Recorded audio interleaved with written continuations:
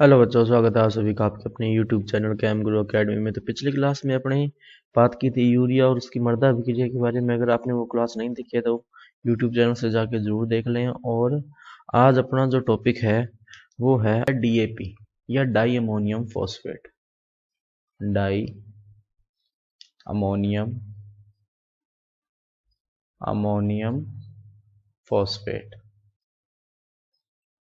Di ammonium phosphate या short में इसको बोलते हैं DAP।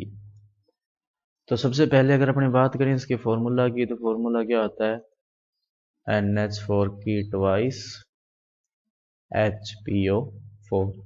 और ध्यान रखना ये भी क्या होता है, एसिडिक नेचर क्या होता है, इस नेचर क्या होता है एसिडिक नेचर का। पीएच जो इसकी होती है वो अराउंड होती है 5.8 to 6। ये इसकी क्या होती है, पीएच होती है। और ये इसका फॉर्मूला हो ही गया। नेक्स्ट अपने बात करते हैं इसमें कंपोजिशन की। इसकी बात करते हैं कंपोजिशन की। तो कंपोजिशन में सबसे पहले अगर अपने इसमें बात करें तो आता है मॉइस्चर। कितना आता है मॉइस्चर? मॉइस्चर जो इसके अंदर होता है अराउंड 1%। क्या होता है 1%। मॉइस्चर के बाद में अगला जो इसके अंदर आता है वो आता है नाइट्रोजन।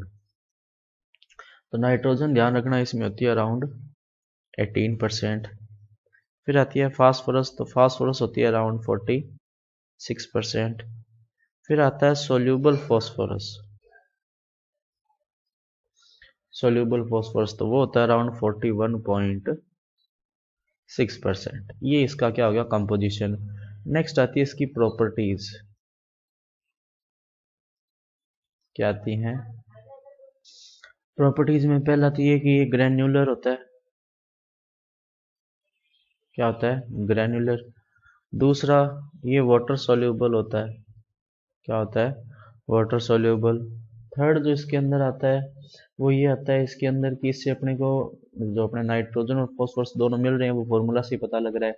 और नाइट्रोजन और इसमें कितना होता है लगभग 18% और फॉस्फोरस कितना 46%। और इसके बाद में इसमें एक बात और ध्यान रखना कि ये थोड़ा जो होता है वो स्टोर करने के लिए इजी होता है। स्टोर करने के लिए क्या होता है इजी होता है। कारण क्या है इसका कि लेस हाइग्रोस्कोपिक है। लेस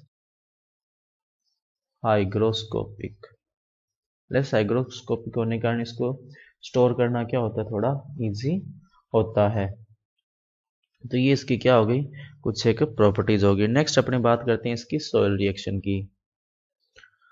तो सॉइल रिएक्शन की अपन बात करें तो ये हो गया डाई अमोनियम फॉस्फेट का फॉर्मूला। जब इसका डिसोसिएशन होगा तो क्या बनेगा अमोनियम आयन और HPO4-। तो ध्यान रखना ये अवेलेबल फॉर्म है।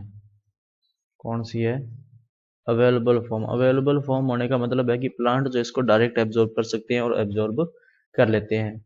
अमोनियम आयन जो है अगर पैडी की क्रॉप हुई तब तो वो डायरेक्ट अमोनियम को अमोनियम के फॉर्म में एब्जॉर्ब कर लेगा। अगर पैडी की क्रॉप नहीं हुई कोई अदर क्रॉप हुई तो उस केस में क्या होगा कि अमोनियम का जो है नेक्स्ट जो है प्रोसेस होगी वो कौन सी है वो अपने देखते हैं। तो सबसे पहले क्या होता है कि जो अमोनियम आयन जो होता है वो क्ले में से या सोयल क्लोराइड में से कैल्शियम आयन को निकाल देता है और कैल्शियम के आयन की जगह अमोनियम खुद आ जाता है। या ये कह सकते हैं कि अमोनियम आयन जो है वो सोयल क्लोराइड के ऊपर एड्जॉर्ब हो गया। नेक्स्ट इसके अंदर जो आता है वो ये आता है कि जो अमोनियम आयन है ये ऑक्सीजन से रिएक्ट करता है किसकी प्रेजेंस में नाइट्रोसोमोनास की प्रेजेंस में। किसकी प्रेजेंस में रिएक्ट करेगा नाइट्रोसोमोनास की प्रेजेंस में। और क्या बना देता है nitrite plus water plus nascent hydrogen. ये नेसेंट हाइड्रोजन जो है ध्यान रखना एसिडिक नेचर के होते हैं। अब ये जो नाइट्राइट बना ये यूजलेस है पौधों के लिए एक तरह से भी।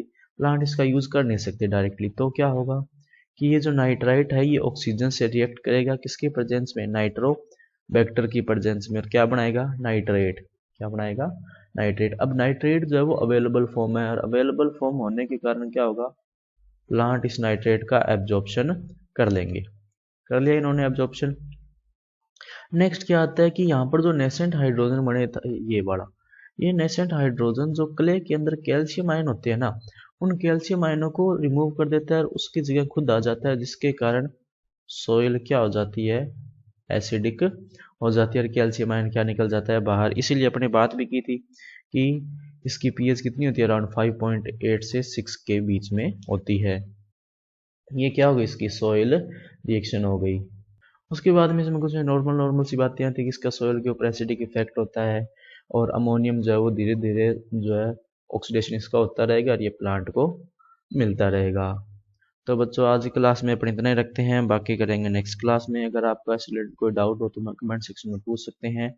और अगर आपको इस क्लास की पीडीएफ डाउनलोड करनी है तो आप हमारे टेलीग्राम चैनल से डाउनलोड कर सकते हैं। और अगर अब तक आपने हमें फेसबुक और इंस्टाग्राम जैसे सोशल मीडिया प्लेटफॉर्म पर ज्वाइन नहीं किया तो जरूर ज्वाइन कर लेना, जहाँ पर आपको इसी तरह का एजुकेशनल कंटेंट मिलता रहेगा। तो मिलते हैं अगली क्लास में, तब तक के लिए पढ़ते रहिए। नमस्ते।